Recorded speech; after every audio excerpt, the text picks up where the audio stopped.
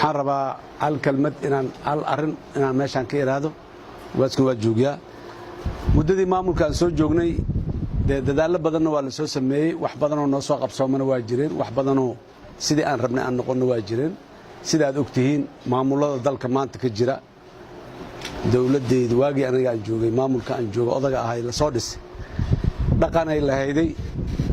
qaab ay lahayday oo dib u heshiisiina inta lagu bilaabo yaa marka maamulka dhismane haddii maamulka intii la dhisaya dadku wax kala gaareen dib u heshiisiina lagu soo gabagabay jiray maamulkii Hirshabeelle ee meeshaan ka dhismay markii la gabagabeeyey fursad dadku wixii kala gaaray la isku bogsalaaxa annagu ma aanan helin marka maanta waxay ugu muhiimsan waxay ahayday oo u imiday akhyaarto dhan ugaaskana muxuu goona uga hadalnay yaani cidii intaan wax talada joognay ama maamulkaas dhismihiisa ku jirnay wax naga tabanayso oo ama waxay mudnayd naga arki weyday ama uu noo dareentay qadarin darre inay xageena uga timiday waxaan rabnaa horta raalli inay ahaato oo aan uga tacsiin arrintaas garasho iyo fahamkii beriga jira baa sida noqday marna kumaanaan talagelin inaan cidna qadarin dareyno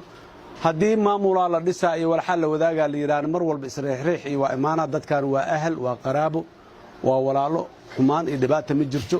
laakiin isreexreex haduu yimaado qofkii aad ku istaagtay waa raalli ah waa kugu istaagay in la isiraado waa meesha ku jirta marka waxaan rabaa guud ahaan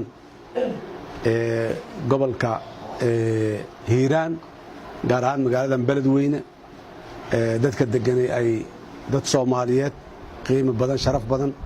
dadkayga ay degan yihiin aan rabaa inaan dhaho haddii cid wax naga tabanaysa jirta raalli ahaada boqolkiiba boqol waa ka cudur daaranaynaa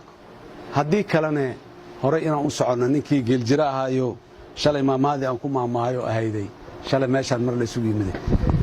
haddii aan waxaleeyay hal soddon qataa ceelkii keenay haddaan wax hagaajinay hal soddon qataa ceelkii keenay ninkii yiri annagu dadkan iyo dalkan maamul ha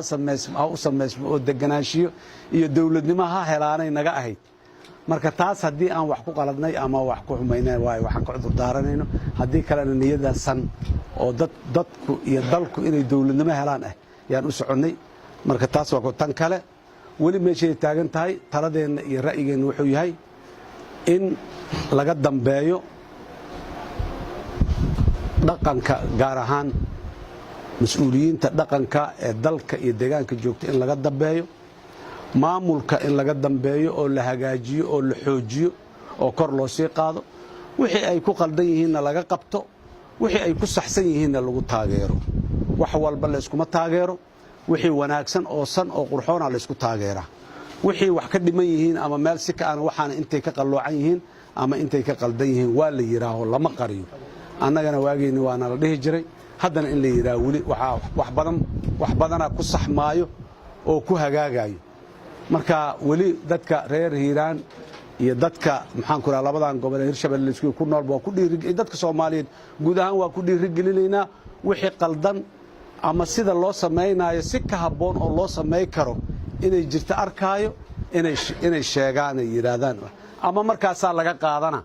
oo waa laga yeelaa taladaas wanaagsan haddii laga yeeli waayna gadaalay ka soo baxay taladii shalay ay taliyeen inay tala wanaagsaneed oo la gafay ahayd ninkii caqli la mugaas baa ka cudur daarta hadii alla yiraahdo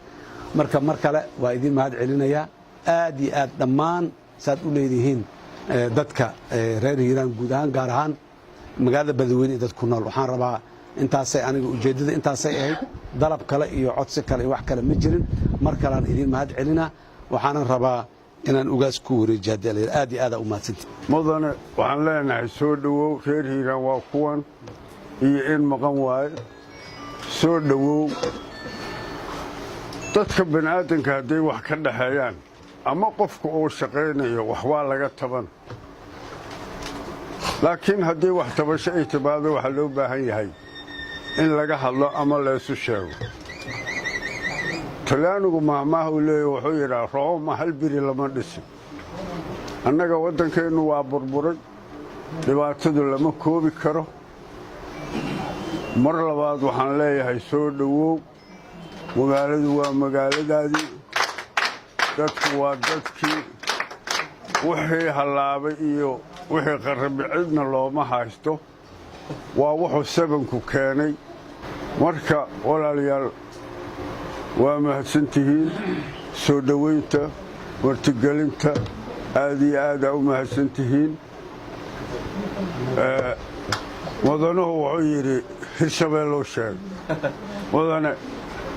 inkastoo ku soo dhoweyna haddana hirshabeelle ma jeclin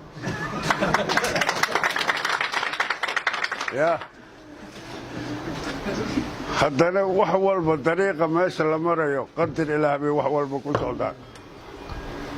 rabitaan shakhsi iyo ogolaasho shakhsi iyo wax kuma socdaan waa rabitaan ilaahiya wax walba ilaahaa wato wuxuusan ilaahay qorinna ma qormaan laakiin annagu markaan caqligaynu ku noqono hirshabeelle ma jeclin haddana waa ku dhex jirnaa annagoo jeclayn waa ku dhex jirnaa marka waa soo dhowow mar saddexaad waa adinkuna waa mahadsantihiin